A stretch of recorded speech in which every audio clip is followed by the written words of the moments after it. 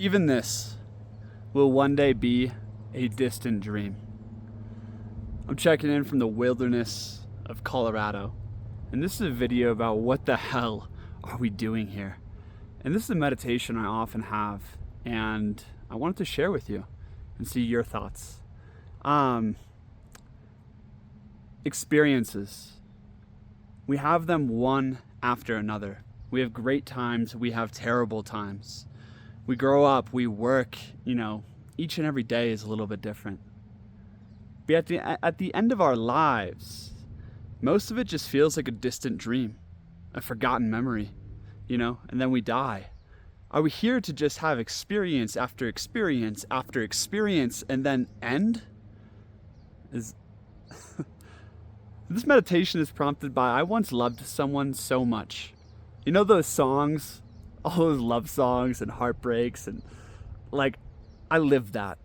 It was tremendous love and tremendous heartbreak. And they were like the center of my world. I was like at the bottom of the ocean in love. And then I lost that person, and nothing could distract me from that amount of pain. And now, a couple years later, or a year and a half later, it feels like a distant memory. A distant dream almost. I think about it and it's like it brings a smile to my face. Yeah, that happened. I have fond memories of that person, but it almost has a dreamlike quality. And in 10 years from now, in 25 years from now, a lifetime from now, it's going to even have a more faded dream-esque feel. And it just revealed something to me, is the fact that what is at the very center of your existence, at the very center of your life and identity and ego, will one day be a dream to you. Think about that. What you love most right now will one day be a forgotten memory, even if it's not even in this lifetime. If you believe in next lifetimes, if you believe in an afterlife of some kind, all of this takes on this dreamlike feel in memory. And it really brings up this question, is why are we here? What is the purpose of life then? If almost everything we do is just going to be this distant dreamlike quality. And I've experienced that with love and addiction and, these different, even like a video game. I remember when Minecraft was the center of my world. I'm sure you've experienced this too. And I've been meditating a lot on this point lately. And it's very evident to me that most people never ask this question. I was at a festival recently, and almost everyone I saw was just chasing an experience, was chasing a greater high, was chasing the next dopamine hit, was chasing the next girl. And I'm guilty of this too. I love life. I love high experiences. But inside of that, there's an examination of the experience. I think Socrates or Plato said it, like all quotes are attributed to them, that an unexamined life is not worth living. And if you look around, most people do not examine their lives because they never ask that question, right? And without an examination of life, there's no such thing as an inner life for that person. It's all external. And if we live constantly externally, one hike after another, one party after another, one day at work after another, and we're constantly absorbed in the external world, nothing remains, nothing lasts, okay? The thing I realized at that festival was I was doing this inner examination of my experience and actually deriving lessons from my experience and taking in these grains of laughter or these grains of insight and bringing them into me and living in my revelation. And I realized that I do this often. This is actually how I kind of live my life. I find a mantra, I find a path, I find a realization, and I make it my way for a little while. And it becomes part of me. And I was reflecting at the end of the festival because all of a sudden I just know this festival is going to take on a dreamlike memory. And is that all that remains with us? This dream-esque feeling? And no. I realized that what remains with me from that experience was how I carved out my ego to be a little bit more comfy for my soul. How I more realized what is at the essence of my being. And I guess let's getting to the point here finally. It's kind of my meditation on life right now, is that I have an essence inside of me. It's beneath the emotions I'm feeling. It's beneath the fatigue or the pain or the ups and downs of the days. There's an essence there. Call it like a archetype. And the more I can tap into that essence and let that essence flow into my life or bring forth that essence, the more in alignment, I would say, with something higher, with a spiritual quest I am, with something more eternal. And I think all of these experiences, like I was saying, the only thing that lasts is how they rearrange your inner world to be in more alignment with your essence. So that's a pretty abstract statement, all this talk of essence and soul and eternity. So I want to bring it a little bit more down to earth and have a discussion about this. You know, what's really interesting to me is it seems like our society has removed the big questions away from the center of life. Who am I? What am I? What are we doing here? What is the purpose of my life? What is the purpose of existence? You know, what is everlasting? What is eternal? Is anything eternal? What is God? Like, these big questions we don't ask. All we do is like talk about the economy and the current politics and blah, blah, blah. We have a very short vision these days, like barely looking past the next presidency, let alone multi-generations. It's like, what is the meaning of your life here?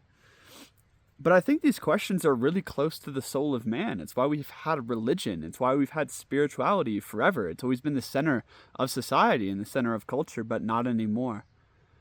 And so I've studied most religious traditions, many spiritual traditions. And I think at the core of them, like what I'm kind of realizing at this point in my life is there is a spiritual path. And to me, to sum that up really briefly, I would say the spiritual path to me is to know your essence, to become aware and align with your essence and bring it forth. And in doing this, I was having a conversation with a friend of mine. It's like the more you know who you are, the more you know your overriding and dominant archetype in this life, the less you can lie to yourself. This is very interesting. It almost reminds me of a lot of spiritual traditions that have to do so much with honor. And we've lost our concept of honor today. Because what are we going to have honor to? Some lord above us? Some god? Like, people don't have any sense of loyalty to anything.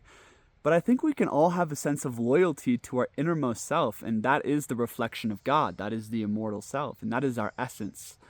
And by becoming more aware of our essence through introspection, through meditation, and through an examined life of experimentation, right? We become more aware of who we are and what our destiny is. And our destiny and our essence are intimately intertwined together. Now, before we get into, I do want to talk about what remains. One of the biggest questions on my heart always is what remains. But before we get there, I want to just say that I think living as an expression of your essence, bringing forth your essence, requires the questing hero or the questing knight mentality. The thing is oftentimes we have relationships to substances, we have relationships to people, we have relationships to patterns of living that are not in alignment with our soul, with what we actually want to bring forth in this life, with our highest destiny per se. And to live and to bring forth your essence means to slay what is not you. And this is like the value of experimentation, right?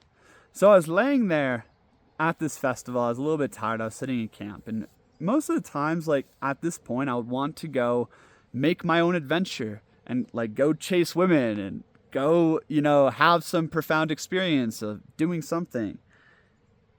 And I just settled in to talking with the friends around me. And I just decided, you know what? I'm going to run an experiment today. I'm just not going to leave camp. Just see what happens. I'm literally going to allow myself to just be for a full day. And it was so medicinal. And I realized different parts of my nature that I often repress and, suppress. And it's because I'm type A and I'm ambitious and I like to be moving life along, and to just sit Just sit all day with no plans was really healthy for me. And it allowed forth parts of my nature, parts of my social nature that I don't really get to commune with often, right? And I felt myself becoming a little bit more whole through that experience.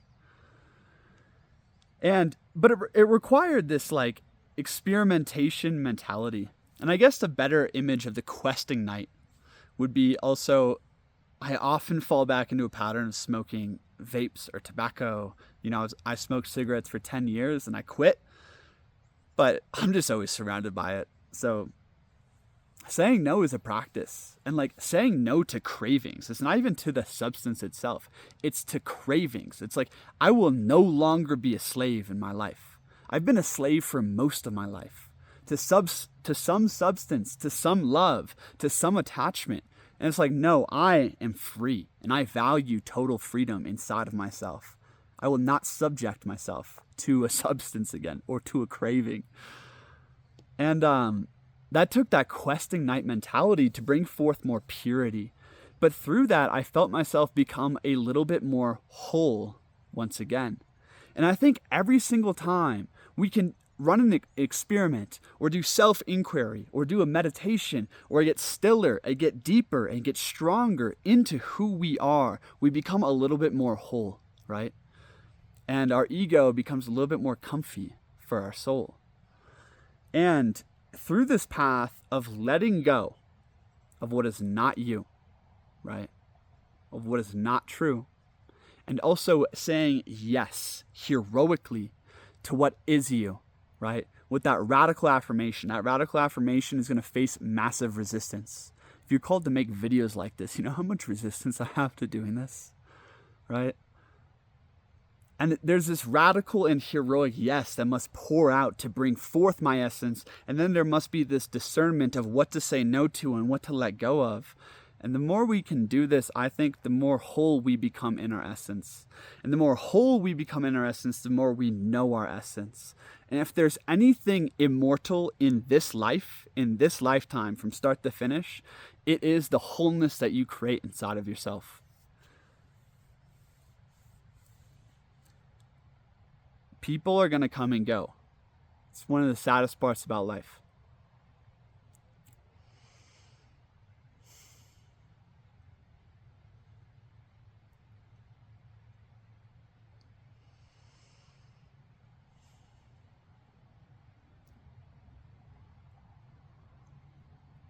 And you're going to watch people go.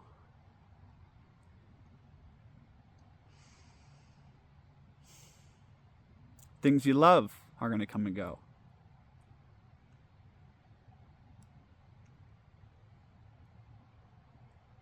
And there's some beauty in that, actually. There's some beauty in the dance of life and death and love and grief. A lot of beauty there.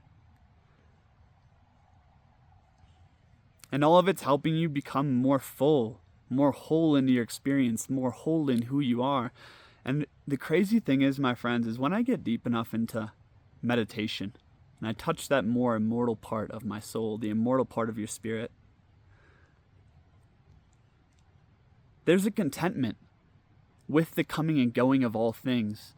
Because if you really think about it, if there truly is an immortal piece inside of you, an aspect of divinity that has been before, that is now, and that will be forever, these lifetimes, these loves, these experiences, these hardships and joys and triumphs are just like notes in a song to it, right? And through initiations, through meditations, through just growing up, like I touch that more immortal piece of myself often. And it's amazing that even in heartbreak, even in loss, there's still a sublime smile on his face. And I think this is what I would say is my spiritual path. And I've been looking for my spiritual path for a long time, since I was like 18. The spiritual path is twofold, just like our being is twofold. We have this earthly self that we know. Everything that you know about yourself is the earthly self. And then we have the immortal self. And the immortal self is outside space and time, and he is dreaming into this reality. Okay? I am dreaming into myself right now. And that immortal self is the one who is just smiling at each note on the keyboard of each lifetime on the keyboard. And according to the Hermetic tradition, this ancient Greek, Roman, Egyptian tradition, is the spiritual path is about awakening to your immortal nature and incarnating your immortal nature here. That's pretty lofty. It's pretty abstract. But I think even that loftiness is also reflected in just knowing the essence of your earthly nature and bringing that forth and letting your song be full and glorious in its descents and glorious in its triumphs. I think the alignment and the wholeness, the knowledge of our essence and bringing it forth is the thing that lasts. But hey, just a 26-year-old guy out here figuring this shit out. I hope you got something out of that video. If you want to see more like this, let me know in the comments below. And if you're a questing hero out there, or a questing man, and you want to find another group of men like you, I encourage you to join my men's group and the men's academy. There's a link below to learn more about that. Thanks for watching Wisdom Warriors. Maybe I'll make some more raw videos like this for y'all. Peace.